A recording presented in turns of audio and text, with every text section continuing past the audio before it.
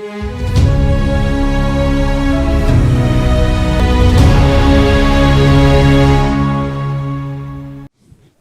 दोस्तों, राजनीति की बातों में आपका स्वागत है। मैं हूं आपका दोस्त धर्मेंद्र कंवारी। दोस्तों, आपने ज़रूर गोहाना की जलेबियों के बारे में सुना होगा, लेकिन गोहाना की जलेबियों की तरह ही बहुत ही घुमावदार है गोहाना हलके की सियासत। पॉलिटिक्स ऑफ चौधर के आज वीडियो में हम गोहाना पर ही बात करेंगे। दोस्तों, गोहाना विधानसभा क्षेत्र 1952 से अस्तित्व में है, लेकिन इससे पहले सोनीपत तहसील और गोहाना थाना और बड़ौदा के एरिया को मिलाकर एक हलका होता था जिसका नाम था उत्तरी रोहतक ग्रामीण क्षेत्र। और यहाँ से 1937 में चौधरी टीकाराम जी यूनिस्ट पार्टी के उम्मीदवार थे और उन्होंने चौधरी रतन सिंह को हराया था जो इंडिपेंडेंट कैंडिडेट थे। 1946 में यहाँ से चौधरी लहरी सिंह कांग्रेस की टिकट पर जीते और उन्होंने यूनिस्ट पार्टी के चौधरी टीकाराम जी को हराया। 1952 में गोहाना हलका अस्तित्व में आया और पहले जो दो चुनाव थे उनमें ये डबल सीट थी, यानी यहाँ से दो विधायक चुने जाते थे, एक सामान्य श्रेणी से और दूसरा आरक्षित से। 1952 और 1957 में यहाँ से दो दो विधायक ही चुने गए। 1952 में कांग्रेस के नानूराम जी जनरल कैंडिडेट और मामन जी आरक्षित सीट से चुने गए। 1957 में भरत सिंह जी जनरल सीट से और छजुराम जी आरक्षित सीट से विधायक बने। और इसके बाद गोहाना की सियासत में पंडित रामधारी गौड़ का सिक्का चला। 1962 से 1972 तक हुए सभी चार चुनाव में पंडित रामधारी गौड़ ने या कांग्रेस का परचम लहराया। खास बात यह थी कि चारों ही चुनाव में उनके उम्मीदवार के रूप में उनके सामने हरकिशन जी ने ताल ठोकी और चारों ही बार वो रामधारी गौड़ जी के हाथों से हारे और विधायक बनने का उनका सपना पूरा नहीं हो पाया। राजनीति में ऐसा भी होता है दोस्तों, जब आपके हिस्से में केवल संघर्ष आता है, शायद हरकिशन जी के हिस्से में वही संघर्ष लिखा हुआ था। 1977 में रामधारी गौड़ जी को निर्दलीय गंगाराम लाठवाल जी के हाथों हार का सामना करना पड़ा।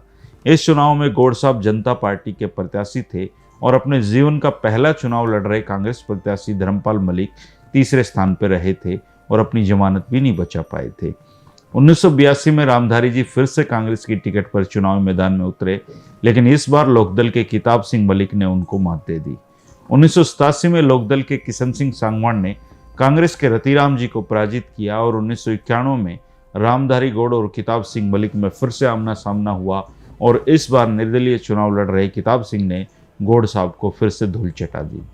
1996 में हरियाणा विकास पार्टी के जगबीर मलिक ने समता पार्टी के किशन सिंह सांगवान को हराया।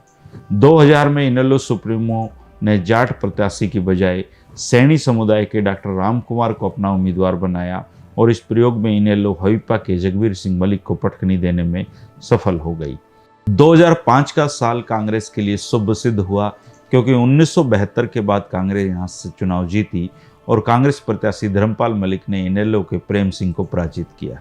4 बार विधायक रहे पंडित रामधारी गौड़ के बेटे जितेंद्र गौड़ ने भाजपा की टिकट पर चुनाव लड़ा और तीसरे स्थान पर रहे।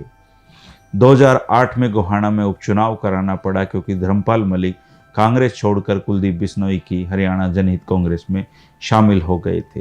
गोहाना के साथ साथ आदमपुर और इंद्री में भी उपचुनाव हुआ क्योंकि आदमपुर से तो चौधरी भजनलाल और इंद्री से राकेश कंबोज ने भी त्यागपत्र दिया था। आदमपुर से तो चौधरी भजनलाल को ही जीतना था, लेकिन इंद्री और गोहाना में कांग्रेस ने जीत हासिल की। गोहाना में जो हुआ वह हजका और धर्मपाल मलिक दोनों के लिए ही एक तरीके से शर्मनाक चुनावी परिणाम था और यहाँ पर धर्मपाल मलिक जी को मात्र 5000 वोट मिले और वो 5वें स्थान पर रहे। इस चुनाव में जगबीर मलिक ने इनेलो प्रत्याशी डॉक्टर केसी भांगड़ को हराया। 2009, 2014 और 2019 में भी कांग्रेस का दबदबा गोहाना में बना हुआ है। भूपेंद्र सिंह हुड्डा के इशारे पर चलने वाली सीट इसको माना जाता है और 2009 में कांग्रेस प्रत्याशी जगबीर मलिक ने इनेलो प्रत्याशी अतुल मलिक को पराजित किया और 2014 में पूर्व कुलपति डॉक्टर केसी भांगड़ कड़े मुकाबले में हार गए। 2019 में भी यह कमाल का चुनावी मुकाबला हुआ। राजकुमार सैनी भी अपनी पार्टी से गोहाना के चुनावी मैदान में ताल ठोकने आ पहुंचे और मात्र 5000 से भी कम वोटों से वो चुनाव हारे। इस क्षेत्र से चौधरी लहरी सिंह मलिक, पंडित रामधारी गौड़, जगबीर सिंह मलिक को मंत्री बनने का अवसर मिला है। 2024 में गोहाना हलके की सियासत क्या करवट लेगी, यहाँ से कौन चुनावी मुकाबले में जीत सकता है, ये आप ज़रूर कमेंट करके बताएं दोस्तों। शुक्रिया, नमस्कार।